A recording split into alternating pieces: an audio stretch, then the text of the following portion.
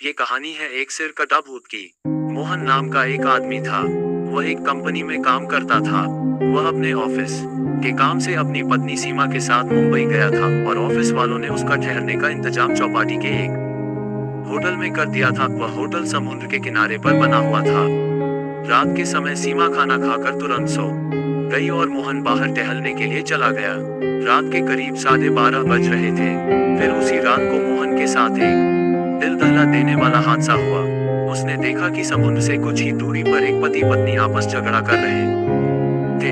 फिर उसने देखा कि उन दोनों में लड़ाई होने लगी और वह आदमी उस लड़की का बाल पकड़कर उसे घसीटने लगा और वह लड़की जोर जोर से चिल्लाने लगी। मोहन दौड़कर उसके पास पहुंच गया। अमावस की रात थी और चारों तरफ अंधेरा ही अंधेरा था। उन दोनों का चेहरा अच्छे से दिख नहीं रही थी। मोहन ने जोर से चिल्लाया, क्या चल रहा है वहाँ? पुलिस बुलाओ क्या? मैं पर उन दोनों में से किसी ने कुछ जवाब नहीं दिया।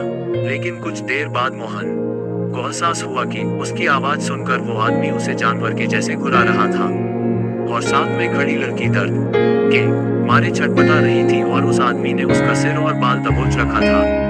अब मोहन को बहुत तेज गुस्सा आया और वह एक बड़ा सा पत्थर लिया और उन लोगों के नजदीक जाने लगा। उसका ऐसा करना शायद बहुत बड़ी गलती थी, लेकिन फिर उसने देखा कि उस औरत के पास खड़े आदमी का सिर ही नहीं था।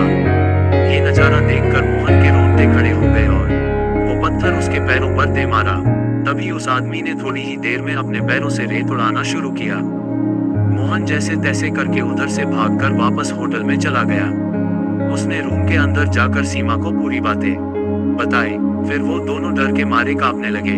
दोबारा उसने खिड़की से समुद्र की ओर देखा तो वहां कुछ भी नहीं दिख रहा था। मोहन और सीमा कुछ घंटे बाद कमरे की लाइट चालू करके सोने की कोशिश करने लगे।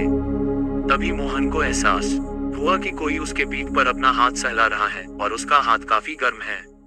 फिर उसी वक्त उसने अजीब सी गंध का एहसास किया। उसकी आंख झटके से खुली और उठकर बैठ गया। उसने मुड़कर पीछे देखा तो उसकी रूह कांप गई, क्योंकि बिस्तर पर उसके अलावा कोई भी नहीं था।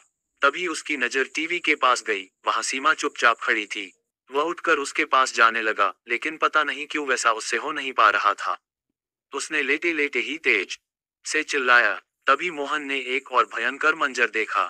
सीमा के बगल में पर्दे के पीछे वही बिना सिर वाला आदमी खड़ा था और उसका हाथ सीमा के गर्दन पर था। मोहन को डर के मारे पसीने आने लगे, शरीर ठंडा पड़ने लगा और उसकी आंखें भारी होने लगी। उसके बाद क्या हुआ उसे कुछ नहीं पता। अगले दिन मोहन अस्पताल में था। डॉक्टर ने बताया कि हल्की सी अटैक आई थी जिसके कारण वो बेहोश हो गया था।